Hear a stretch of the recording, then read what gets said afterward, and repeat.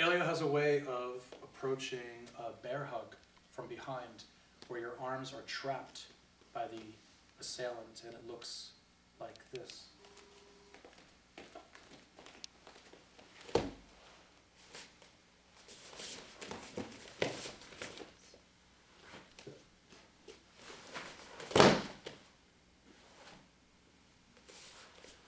All right, so you see it's important to take your time with the techniques until you feel conversant and comfortable, because there's a lot of steps, and if you miss one, then you disturb the chain. And when you disturb the chain, then you have to go back and retrace your steps before you can make the motion successful. So in this instance, the main problem is that when Nathan approaches me from behind, if my arms are up, I have a lot more tools that I can use because my limbs are free. But if my arms are trapped, this is particularly threatening because I'm pinned, and always under the premise that our attacker is bigger and stronger. We would imagine that we wouldn't be able to get our arms free. You see, I can't pull them out sideways or up and away. What I can do is take advantage of the one part of my arm that still moves, however slightly, my elbow, and I can raise the arms a little bit to release some of the tension. If my arms are entirely pinned at my side like this, it limits me very much. I can raise the arms a little bit to release some of the tension, and this frees my hips to be a little more mobile. Now, before any of this happens, although it does happen rather simultaneously, the most important thing, as is always the case in all jiu-jitsu, is finding your base. So the moment you feel that you've been grabbed from behind, right, because you may not be expecting this, the moment you feel this, you base, right? Your feet widen, at least shoulder width, perhaps a little more than shoulder width apart.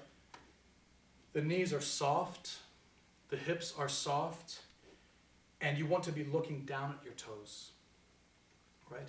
That doesn't mean that you bend your entire body over like this so that your base is compromised, because now when my hips go in front of my shoulders, if Nate lets me go, this happens, right? And you see, it's not even a very nice looking forward roll. It's more like I fall and I could hit my face on the pavement. So I rolled to minimize the damage there.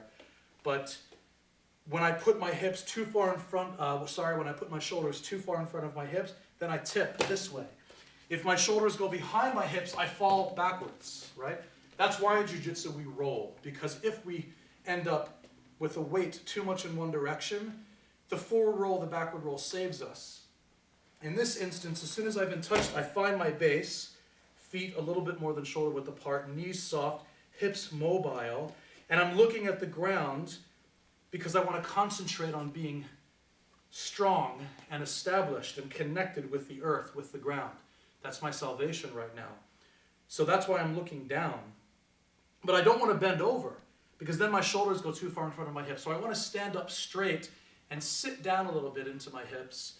And then when I couple this basing motion with the arms being raised at the elbow, and you can make a fist. Helio would make a fist because it helps to put some tension into the arms. We never rely on strength. We don't try to force the opponent to do something based on our strength, because given that the opponent's bigger and stronger than us, that strength response wouldn't work anyway. But we can put some tension into our own arms to help relieve some of the pressure that we feel, right? That's what can happen. And now, because we have these two things established, you see the hips can move either to this side or to this side. And that's what we're looking to do. We're looking to move the hips out as far as they can to a side that's comfortable for us. And then the leg that trails, we place it behind the opponent. Now this may take several steps. We may not be able to just swing out and step, right? We may have to do this gradually. We may have to move and step a little bit and keep the base equidistant, right? If I move my hips and then I take a step with this leg and I end up too close to this foot, already I've compromised my base. So as I move, I'm constantly readjusting the base. As soon as I'm in base, that's where I stay. And anywhere I go, perhaps Nate would drag me around here, I'd be looking to keep the base, right? My feet remain as close as possible to the same distance apart they were when I first established the base. So getting behind the opponent, getting behind the assailant, relies on a little bit of sensitivity. You've got to understand that your hips move, and then your leg follows, and then your second leg needs to reestablish that base to keep the distance between your feet equidistant, right? So here's the base. I'm not bent too far forward, but I am looking down, and I relieve some tension and put some tension into my arms because it helps to open up little spaces between my body and Nate's arms. Now I move my hips enough that I can start to look to adjust my leg, and I keep my base until I can step around the back. You notice here that I'm still in base, and the attacker has become a little bit compromised in his base. In fact, if the attacker lets go here, you see how my leg is underneath and disturbing his base, right? The reason his base would remain solid is because he could sit down and back into a base. Because my leg is behind him, his base is disturbed. So it could be that if he makes some mistake in the course of this and loses his balance, he could fall, right, just over my leg because of the base being lost. Now, of course, that's not the move, right? That's not the movement. But the principle is that base has to be wide and soft knees and hips centered, right, as opposed to this. You see, when the hips are thrust forward, it starts to put his shoulders behind his hips.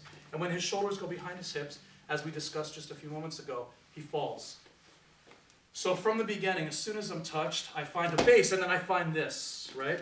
And now I start to move my hips out to the side, and I keep my base equidistant until I can get behind. Notice how I have to stick my hips back pretty far to get the leg behind his leg. And as soon as that happens, I don't stay bent. As soon as that happens, I go back to my base. Now look, you see his shoulders and his body are angled this way. And mine is very solid, and it's in the original base position that I fell into. Now, I don't want him to run away, and I don't want him to be able to regain his base. So I take both hands, and I bend over, and I take his knees, and I just keep them close to each other. You see, in order for Nathan to reestablish his base, he would have to soften his knees and drop his hips and widen his feet. Look, he's adjusting too. I need to be the only person in base.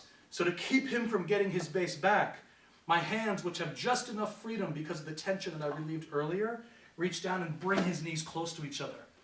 The biggest mistake that people make here is they think that taking the person over your back means holding them by the knees and lifting them up. And look what happens. He just kind of slides down my back, right? And maybe this works, maybe not. If the person is that much bigger and stronger than me, all of their weight ends up on my one leg. And it may buckle my knee. It may make me fall too. If they hold on very tightly, they can pull me down on top of them, but they'll have my back, right? So this is not what the knees being held is for. It's not so I can hold them and hoist them like a shovel over my shoulder. It's simply to keep them from getting their base back, right? They would like to be here, and instead I keep them a little compromised like this. And as they're trying to regain the base, that's when I move. That's when I move. The rear bear hug over the arms defense is essentially a hip throw. It's essentially a hip throw, right? When I lift the person over my back and they pass cleanly to the other side, it's not because I've grabbed the legs and hoisted them over me. It's because I've put my hips lower than their hips. And when I shift my direction from this base to this base, right, to this base, that leverage lifts their hips up. Now, where is most of their weight? Most of their weight is in the upper half of their body, which I already have bending back and this way. So that little extra nudge right here under the hips helps them to fall, right? And because they can't fall completely to the ground, why? Because I'm in the way, they pass over the back. They pass over the back. You see, here is my body in relationship to theirs, represented by this line. Right, represented by this line. Now, if I take my hips and I put my hips too shallow under the line, then most of their weight remains on the other side of me. I need to get all of this weight here and cause it to pass to the far side of me. right? So this is the wrong equation. The hips don't go here. If this is the line that represents our connection, my hips have to be placed as deep as possible under this. I need to load the weight primarily to the side to which I'm throwing them. So my hips get placed here.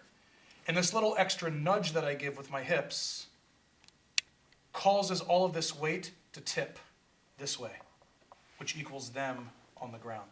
All right? So the motion for throwing the person is about the hips. It's not about holding the legs and lifting them. And the first couple times you do this, you're probably going to grab them excitedly with your hands and grab their pants, because now you have these handles, right? Because now we put the gis back on, and the gis like a handle. And you're going to try to hoist them up over your back. And if the person's lighter than you, they're going to go flying, and it's going to work very well, and you're going to think you did the movement correctly. But then when you do it with someone who's bigger and stronger, or at least equivalent to you in weight and strength, you'll notice that just grabbing them and hoisting them over your head won't function. The movement has to be, without a partner, that I base, right, and then relieve the tension and move the hips and step behind them. And now they're here leaning over me, and when I pinch the knees together, I have to do this, right? I've got to lift and scoop them up with my hips.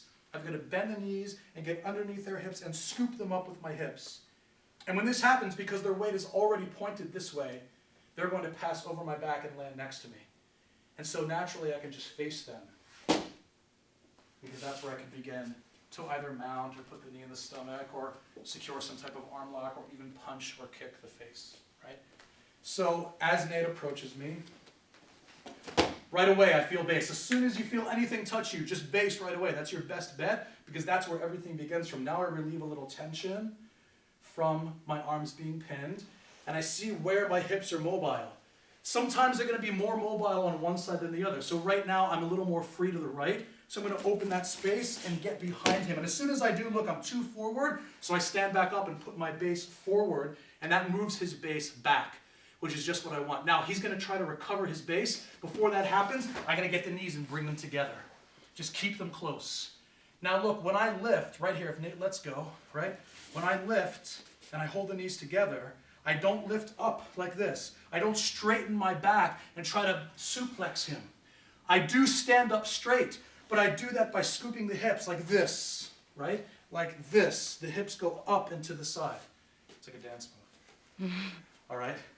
So here we are. Base right away, and then relieve some tension. Right? See where you're free, and then go there. And put your base back. Now hold the knees. Hold the knees together so he can't reestablish his base. And then stand up straight. But as soon as you stand up, let go of the knees. You don't need them. You need your hips. Look, you need your hips. You see? And then I just face him. I just face him. If you like, you've seen this before. You take the arm and put it under the armpit, and you can break the arm here. That's HELIO'S classic arm lock. You can just hold the arm and deliver a punch to the face. You can walk a little south and put the knee in the stomach, right? You can do a lot. But you're free from the bear hug, okay? You're free from the bear hug. So sometimes the person's so big and so strong that even if you understand base very well and leverage and fulcrum points very well, you can't swing the hips to cause them to pass over the back. So now you can do this, right? Nate touches me, base, relieve the tension. I find where I'm free, and I get behind him, and I put the base back in, and I see that the angle's just not right for the throw. So I'm just going to stretch the back leg and sit down on the opposite hip. Look, I still pinch the knees together so he doesn't take a base. Then I just do this, right? And I sit down next to him. I sit down next to him, right? Now from here, I can just turn over into a classic side mount, right? I could hold his leg out of the way and mount and establish mount controls.